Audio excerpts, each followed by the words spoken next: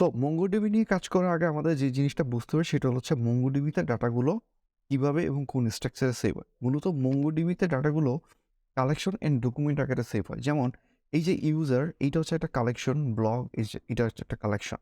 এখন ইউজার কালেকশনে যখন আমি কোনো একটা ডাটা সেভ করব বা কোনো একটা রেকর্ড সেভ করব, তখন সেটা হচ্ছে ডকুমেন্ট আকারে সেভ হচ্ছে।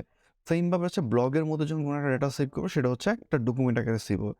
তো একটা ডাটাবেজে অনেকগুলো কালেকশন থাকতে পারে এবং একটা কালেকশনের মধ্যে অনেকগুলো ডকুমেন্ট থাকতে পারে। তো সেম টাইপের যে ডকুমেন্টগুলো আছে সেগুলোকেই, এই যে গ্রুপ অফ ডকুমেন্ট, এগুলোকে বলা হচ্ছে এক একটা কালেকশন। আমরা যদি এই যে ব্লক কালেকশনটা দেখি, তাহলে ব্লক কালেকশনে যে ডকুমেন্টটা আছে এই ডকুমেন্টটা হচ্ছে দেখতে এরকম। এটা হচ্ছে জেসন টাইপের, রাইট?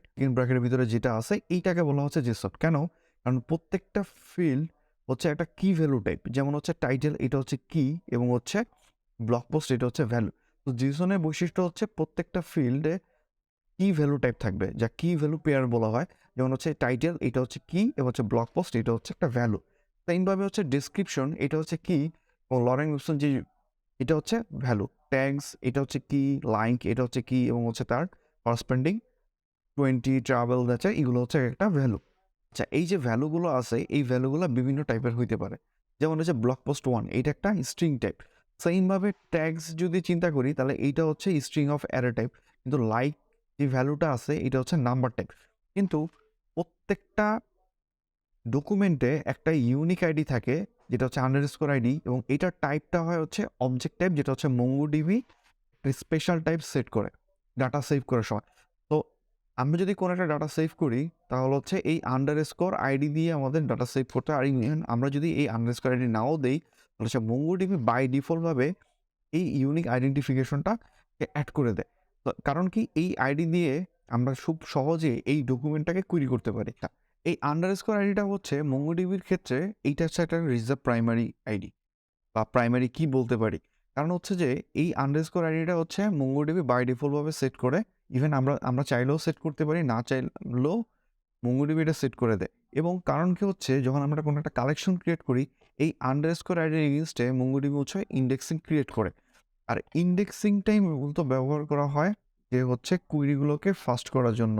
তো এই যে প্রত্যেকটা কি আছে এবং হচ্ছে যেমন হচ্ছে যে অথর, এই কি এর যে ভ্যালুটা সেটা অন্য আরেকটা টাইপ হইতে পারে।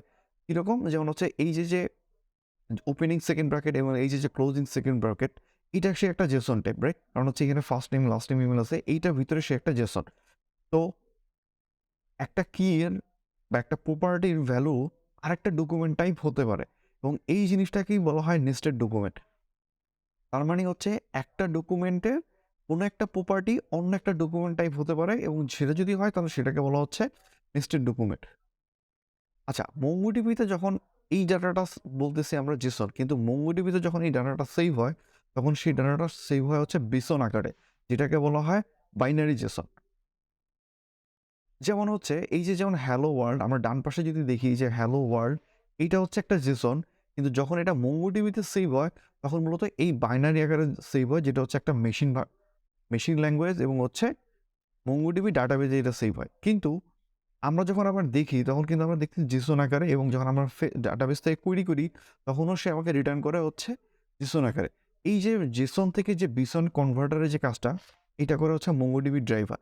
কেন এটা বিসন আকারে সেভ হয়? কারণ হচ্ছে এইটা ফাস্ট কুইরি করে, এবং হচ্ছে যেহেতু মেশিন ল্যাঙ্গুয়েজ ইজিলিভাবে ডাটা কুইরি করা যায়, এবং হচ্ছে এটা ফাস্ট কাজ করে, এবং হচ্ছে large amount of volume data আমরা সেভ করতে পারি।